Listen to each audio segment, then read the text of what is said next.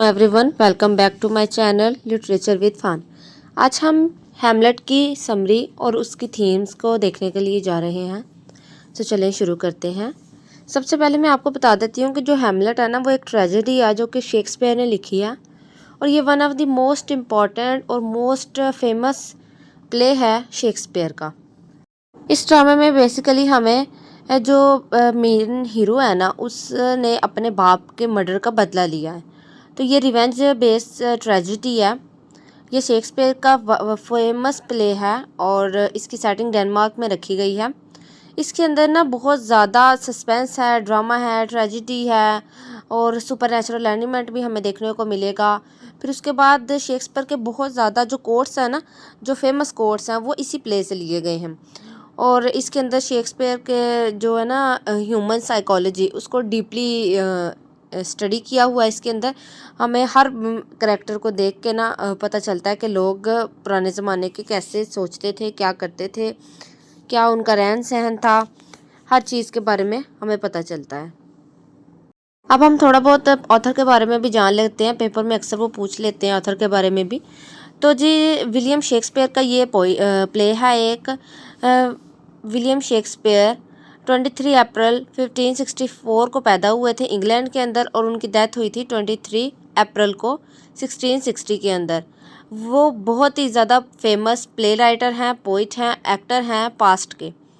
जो पहले तो उन्हें पास्ट में तो पढ़ा जाता ही था, अब प्रेजेंट में और फ्यूचर में भी पढ़ा जाएगा।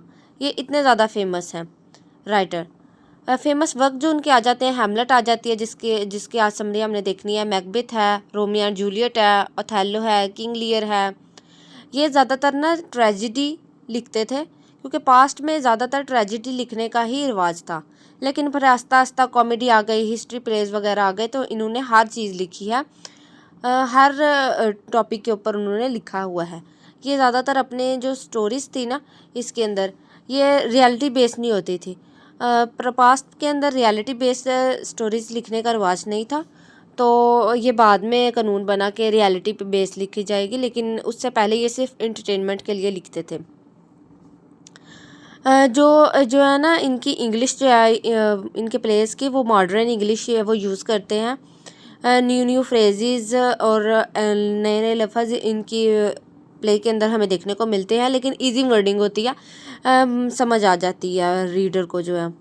बहुत सारे ऐसे काम हैं जिनके ऊपर मूवीज़ भी बन चुकी हैं। यहाँ तक कि जो हमारा अब आज हम जिस टॉपिक को कवर कर रहे हैं हैमलेट, उसके ऊपर भी एक फ़ेमस मूवी बन चुकी है। बहुत सारी बुक्स हैं इनकी और बहुत सारी फिल्में बनी हैं, प्लेज़ हैं, शॉर्ट स्टोरीज़ हैं, नावल्स हैं। तो बेसिकली जो शेक्सपियर हैं वो फेमस पोइट हैं पास्ट के। अब हम इसकी समरी को थोड़ा सा देख लेते हैं। मैं आपको पहले बेसिकली थोड़ा बहुत बता देती हूँ ताकि आपको आगे जाके अच्छे से समझ आ सके। जो हमारा हीरो है ना हैमलेट, स्टोरी का मेन जो पर्सन है हैमलेट, वो अपने बाप का बदला लेता है उनकी डेथ का। और उसको ऐसा लगता है कि उसके बाप की जो डेथ हुई है ना वो उसके चाचा ने की है। और ये इसको इस तरह लगने की एक और वजह भी ये है कि इसकी जो माँ थी ना, हैमलेट की जो माँ है, उसने इसके चाचा से शादी कर ली थी इसके बाप के मरने के फ़ौरन बाद। तो हैमलेट जो है वो डेनमार्क का प्रिंस है। इसके बाप की डेथ हो गई थी जिसकी वजह से ये थोड़ा अजीब सा बिहेव करने लग गया था। लेकिन जब इसको पता लगा कि इसके बाप को इसके चाचा ने कत्ल किया, तो ये इसके अंदर जो इंतकाम की आग भड़क उठी और इसने कहा कि मैं अब अपने चाचा से बदला लूँगा।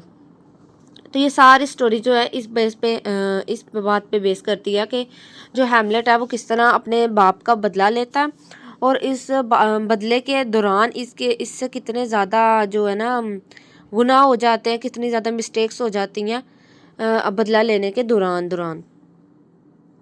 हम इसके करेक्टर्स को देख लेते हैं ताकि आपको स्टोरी की डीपली समझ आ जाए। तो सबसे पहला जो हमारा मेन करेक्टर है ना वो है हैमलेट। हैमलेट जो है वो डेनमार्क का प्रिंस है जो कि इंटेलिजेंट है बहुत और बहुत ज़्यादा हैंडसम है। उसके बाद आ जाता है क्लॉडियस। क्लॉडियस नाम आपने याद रखना क्योंकि ये करेक्टर एंड तक चलेगा। ये है हैमलेट का चचा जो कि बाद में हैमलेट के फादर की डेथ के बाद डेनमार्क का नया प्रिंस बना था। और हैमलेट को ऐसा लगता है कि ये जो है ना क्लॉडियस चचा, ये मेरे बाप का कातिल है। बाद जो करेक्टर आता है वो है गर्टरूड। गर्टरूड जो है हैमलेट की माँ है और इसने हैमलेट के फादर के मरने के बाद क्लॉडियस से शादी कर ली थी फ़ौरन बाद ही। तो इस वजह से हैमलेट जो है वो अपनी माँ से नाराज़ है। और फिलिया जो है वो हैमलेट की लवर है।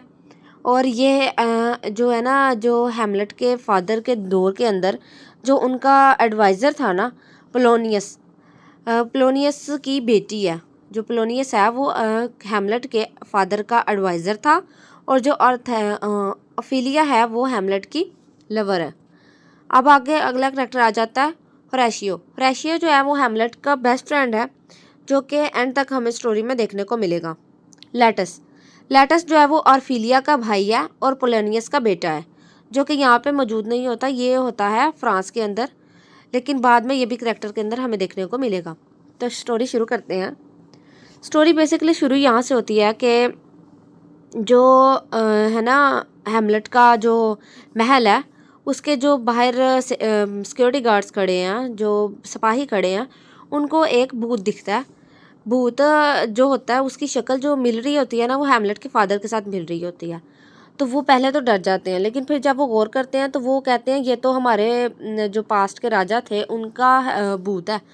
तो वो जाके जो हैमलेट का फ्रेंड है ना, होरेशियो, उसको जाके बताते हैं कि इस तरह करके हमने एक भूत देखा है, तो जो कि हमारे पास्ट के राजा के साथ उसकी शक्ल मिलती है। जो होरेशियो है ना, ये बड़ा जो वो होता है ना, एक इंसान जो ट्रस्ट नहीं कर सकता किसी पे जब तक खुद अपनी आंखों से ना देख ले, तो ये वैसा पर्सन है। ये कहता है नहीं मुझे यकीन नहीं है, मैं जाके खुद देखूंगा। जब ये जाके वहाँ पे देखता है तो इसको भी वो नज़र आता है।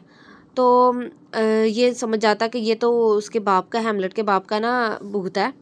तो वो कहता है मैं हैमलेट को बताता हूँ। ये जाके हैमलेट को बताता है कि इस तरह करके ना तुम्हारे बाप का भूत जो है महल के बाहर है। तो हैमलेट कहता है मैंने भी मिलना है। वो जब हैमलेट जाता है ना देखने के लिए, तो भूत हैमलेट को आके मिलता है और फिर आके उसको बताता है कि जो मैं ही तुम्हारे बाप का भूत हूँ, मैं तुम्हारा बाप ही हूँ। तो इस तरह वो फिर ना उसको हैमलेट को सारी स्टोरी बताता है कि किस तरह तुम्हारे जो चचा है ना, बेसिकली भूत उसको बताता है हैमलेट को कि तुम्हारे चचा ने मेरा मर्डर किया है। तो पहले हैमलेट को नहीं पता होता। तो हम जो भूत है ना वो उसको कहता है कि तुम्हारे चचा ने ना इस तरह प्लानिंग करके मेरा मर्डर किया, तो अब तुमने उससे बदला लेना उसका। तो ये कह के ना भूत वहाँ से चला जाता है। तो हैमलेट के दिल में शक डाल जाता है कि इसके चचा ने मेरे बाप का कत्ल किया। जो हैमलेट है ना, वो दिल में ये बात बैठ जाती है कि मेरे चचा ने मेरे बाप का मर्डर किया और उसके बाद मेरी माँ ने उनसे शादी कर ली है। तो पहले अब इसके पास प्रूफ तो कोई नहीं होता, अब एक भूत की बातों पे आके तो वो उसको मारने से रहा। लेकिन फिर इसने सोचा कि चलो मैं पहले ना इसके ख़िलाफ़ सबूत इकट्ठा कर लेता हूँ, अगर हुई बात सच तो फिर मैं इसको कत्ल कर दूंगा और अपने बाप को बदला ले लूँगा। अगर नहीं हुई तो फिर मैं चुप कर जाऊँगा, ये ना हो कि मेरी पूरे जो उनका मुल्क था उसके अंदर बेइज्जती हो जाए कि ये देखो एक भूत के कहने पे अपने बाप का कत्ल का बदला लेने चल पड़ा है। तो जब इसको ये बात पता चलती है ना, तो ये एक प्लानिंग करता है कि किस तरह मैंने जो क्लॉडियस है ना इसके ख़िलाफ़ मैंने अपने सबूत इकट्ठे करने हैं। जो क्लॉडियस है ना, ये एक अच्छा किंग इसको नहीं कह सकते, लेकिन ये इतना बुरा किंग भी नहीं था। इसने जो दूसरा जो कंट्रीज़ है ना इसके डेनमार्क के ऊपर हमला करना चाहते हैं, उनसे इसको डेनमार्क को बचा के रखा होता है। तो हैमलेट के बाप की तरह बिल्कुल अच्छा किंग तो नहीं, लेकिन ये भी बुरा नहीं है किंग। तो जो हैमलेट है ना वो एक प्लान करता है। वो सबसे पहले ऐसा रिएक्ट करना शुरू करता है जैसे कि वो पागल हो गया। तो वो पागलों वाली हरकतें करने शुरू कर देता है, कभी कुछ करता है, कभी कुछ करता है, कभी किसी को मारने लग जाता है, कभी रोने पीटने लग जाता है, इस तरह करके ना, ताकि सबको यकीन हो जाए कि ये पागल है। लेकिन जो क्लॉडियस है ना उसको यकीन नहीं आता कि हैमलेट पागल है। लेकिन अब क्या कर सकते थे, हैमलेट जो क्लॉडियस है और उसकी माँ हैमलेट की गर्टरूड, ये दोनों हैमलेट की वजह से ना बड़े परेशान होते हैं कि अब इसके साथ क्या करें, ये तो वो पागल हो गया, पागल वाली हरकतें कर रहा है, क्यों ना ये वो सोचते हैं दोनों कि क्यों ना हम इसको ना इंग्लैंड भेज दें। लेकिन जो पोलोनियस है ना, पोलोनियस मैंने आपको करैक्टर पहले शुरू में बताया था कि जो ऑर्फिलिया के जो है ना हैमलेट के फादर का कि एडवाइज़र था ये उसके दौर में। तो जो पोलोनियस है ना वो ये समझता है कि ये जो हैमलेट है ना ये मेरी बेटी ही और फिलिया की वजह से के प्यार में पागल हुआ हुआ है, ये जान के कर रहा है, असल में ये कोई नहीं पागल। तो जो पोलोनियस है ना वो भी इसके पीछे लगा होता है, वो ना छुप छुप के इसके ऊपर नज़र रखी होती है उसने हैमलेट के ऊपर, कि बेसिकली ये जान के लगा हुआ है या सच में ये पागल ही है। लेकिन जो क्लॉडियस है और गर्टरूड है ना ये कहते हैं कि हम ना हैमलेट को ना भेज देते हैं, इंग्लैंड भेज देते हैं इसके दोस्तों के साथ। तो 2 दोस्त इसके और थे, वो ना हैमलेट को उसके साथ भेजना चाहते हैं। लेकिन जो हैमलेट है ना वो सबसे पहले क्या करता है, वो ना अपने पागलपन के अंदर ही ना ऐसे नाटक करते-करते ही एक प्ले करवाता है, एक स्टेज ड्रामा करवाता है जिसके अंदर वो क्या शो करवाता है, जिस तरह उसके बाप के उसने बताया था ना भूत ने कि इस तरह करके जो क्लॉडियस है उसने मुझे मारा है। तो हैमलेट जो है वो ड्रामे के अंदर ना प्ले के अंदर वही सारा कुछ दोहराता है। वो देखना चाहता होता है कि ये जो क्लॉडियस है ये कैसा बिहेव करता है ये ड्रामा देख के। तो जैसे ही ड्रामा शुरू होता है ना तब तक तो ठीक रहता है, लेकिन जैसे ही मर्डर का सीन आता है ना जिसके अंदर जो हैमलेट के बाप को यानी कि जो करैक्टर ड्रामे के अंदर जो बना होता है उसको मारने लगता है ना, तो क्लॉडियस जो है ना उसके एक्सप्रेशन चेंज हो जाते हैं और वो उठ के ना यहाँ से चला जाता है। अब एक बात यहाँ पे ये होती है कि हैमलेट को पता चल जाता है कि क्लॉडियस ही मेरे बाप का मर्डरर है। तो यही इसी ने मेरे बाप को मारा हुआ है, तो वो उसके अंदर ना गुस्सा और इंतकाम और ज़्यादा हो जाता है, बढ़ जाता है। लेकिन एक और चीज़ होती है यहाँ पे कि क्लॉडियस को भी पता चल जाता है कि जो हैमलेट है ना वो पागल नहीं है, वो जान के नाटक कर रहा है पागल होने का। अब ये सारा कुछ देख के वो साइड पे चला जाता है। तो जो गर्टरूड है ना हैमलेट की माँ, वो उसको अपने पास बुलाती है अपने कमरे में। हैमलेट अभी जा ही रहा होता है कि वो देखता है कि रास्ते में जो है ना क्लॉडियस खड़ा है।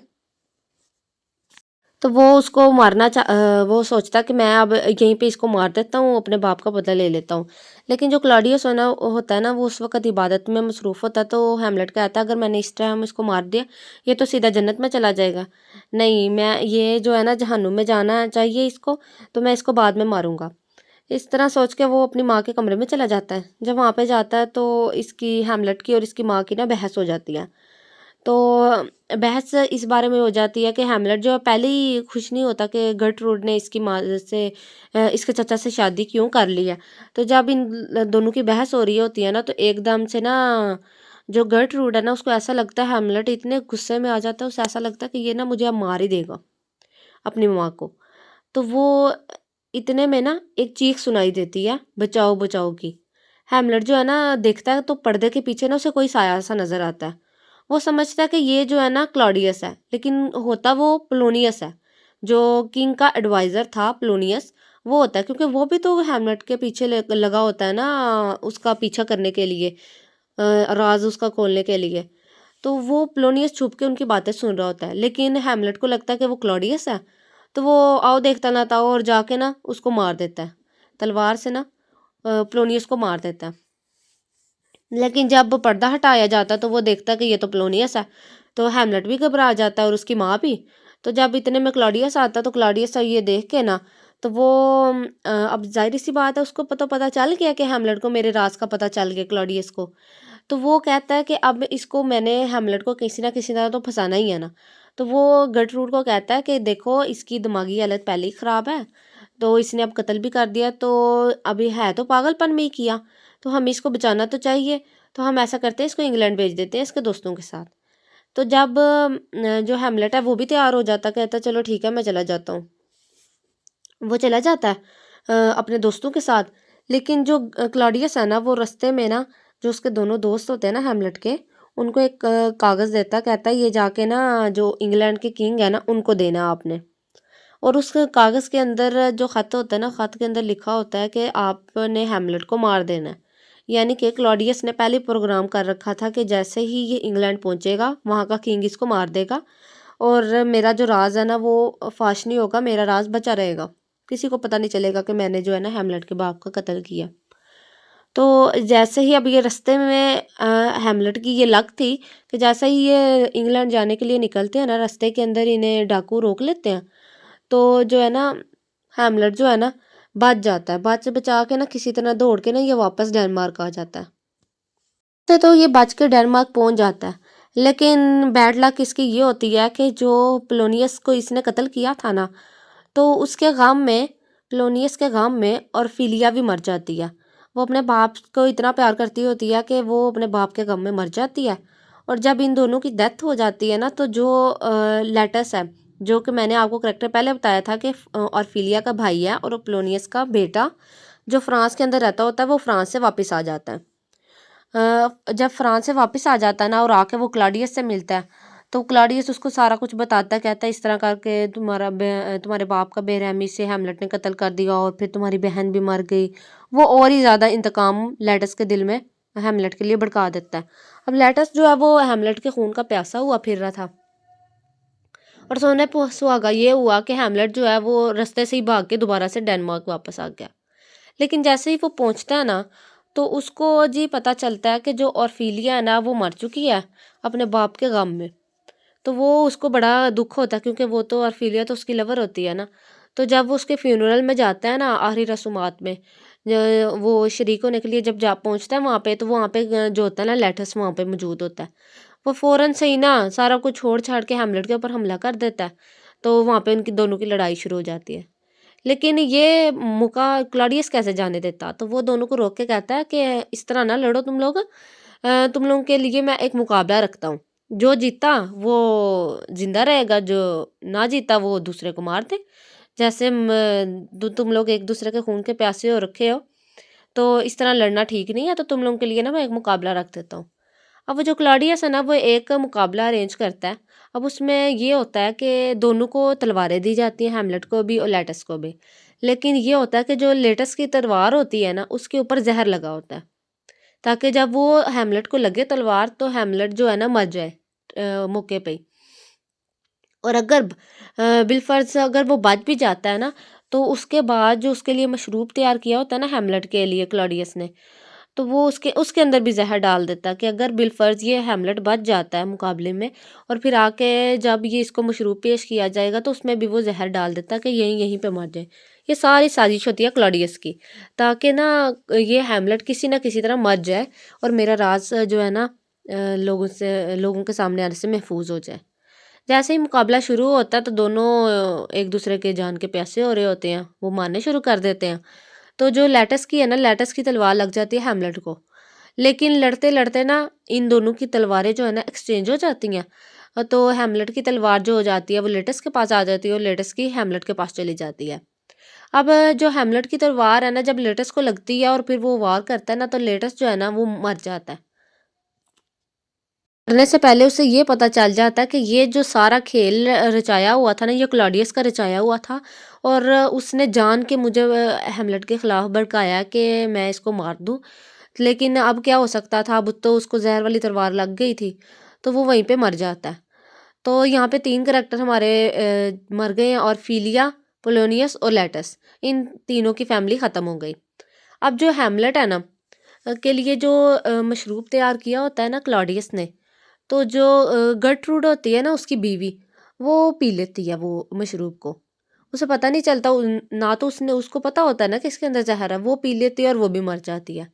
तो जब ये सारा कुछ हैमलेट देखता है ना, तो उसको बड़ा गुस्सा आता है। उसको समझ आ जाती है कि ये जो तलवार थी ना जिससे लेटस का कत्ल हो गया, ये जो है ये जहरीली तलवार है। तो उसको पता चल जाता है कि मुझे भी इससे जख्म तो आया हुआ है, मैंने भी मरना तो है ही है। लेकिन वो कहता है मरने से पहले मैं इसको क्लॉडियस को नहीं छोड़ूंगा।